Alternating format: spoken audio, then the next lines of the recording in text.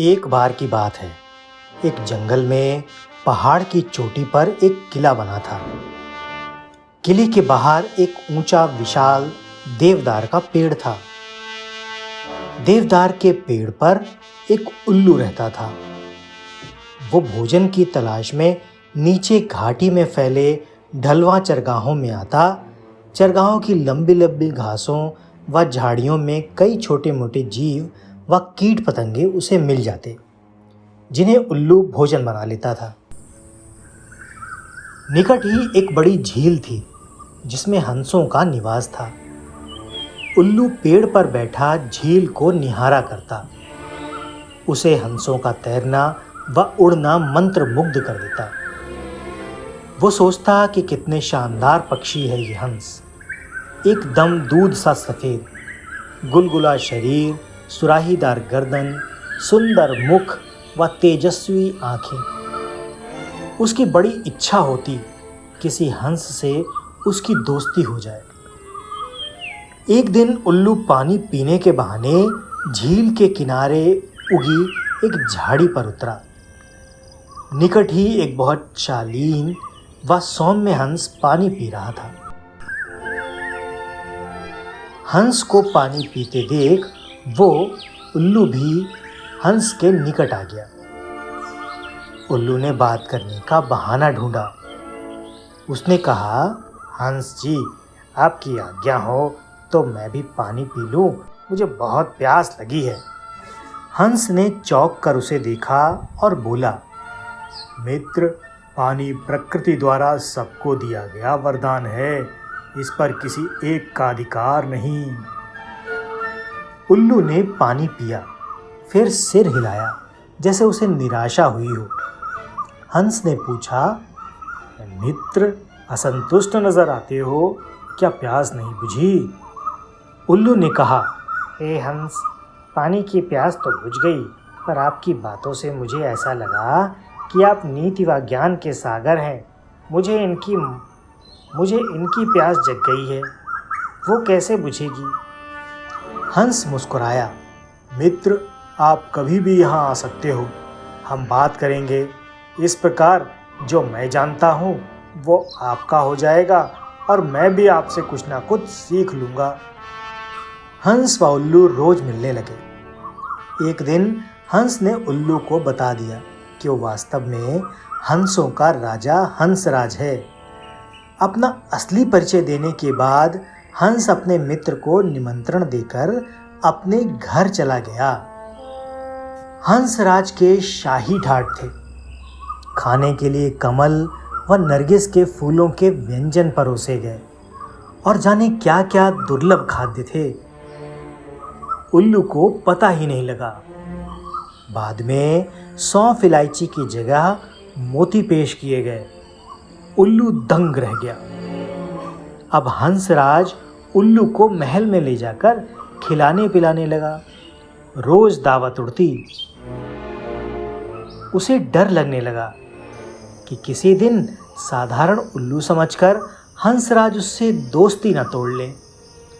स्वयं को हंसराज की बराबरी का बनाए रखने के लिए उसने झूठ मूठ कह दिया कि वो भी उल्लुओं का राजा उल्लूक राज है। ये झूठ कहने के बाद उल्लू को लगा कि उसका भी फर्ज बनता है कि हंसराज को अपने घर बुलाए। एक दिन उल्लू ने दुर्ग के भीतर होने वाली गतिविधियों को गौर से देखा। उसके दिमाग में एक युक्ति आई। उसने दुर्ग की बातों को खूब ध्यान से समझा, सैनिकों के कार्यक्रम नोट किए। फिर वो चला हंस के पास। जब वो झील पर पहुंचा तब हंसराज कुछ हंसनियों के साथ जल में तैर रहा था। उल्लू को देखते ही हंस बोला, प्रिय मित्र, आप इस समय? उल्लू ने उत्तर दिया, हाँ मित्र, मैं आपको आज अपना घर दिखाने व अपना मेहमान बनाने के लिए ले जाने आया हूँ। मैं कई बार आपका मेहमान बना हूँ, मुझे भी सेवा का मौका दें। हंस ने टालना चाहा, मित्र, इतनी जल्दी क्या है, फिर कभी चलेंगे। उल्लू ने कहा, आज तो आपको लिए बिना मैं यहाँ से नहीं जाऊँगा। हंसराज को उल्लू के साथ जाना ही पड़ा। पहाड़ की चोटी पर बने किले की ओर इशारा कर उल्लू उड़ते उड़ते बोला, वो है मेरा किला। हंस बड़ा प्रभावित हुआ। वे दोनों जब उल्लू के आवाज़ वाले पेड़ पर उतरे तो किले के सैनिक की परेड शुरू होने वाली थी। 2 सैनिक बुर्ज पर बिगुल बजाने लगे।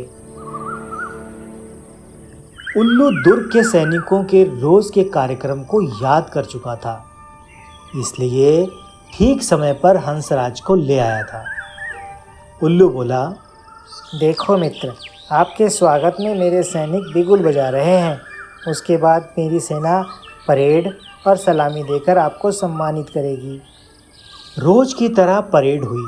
झंडे को सलामी दी गई। हंस समझा सचमुच उसी के लिए ये सब हो रहा है। अतः हंस ने गदगद होकर कहा, धन्य हो मित्र, आप तो एक शूरवीर राजा की भांति ही राज कर रहे हो। उल्लू ने हंसराज पर रौब डाला।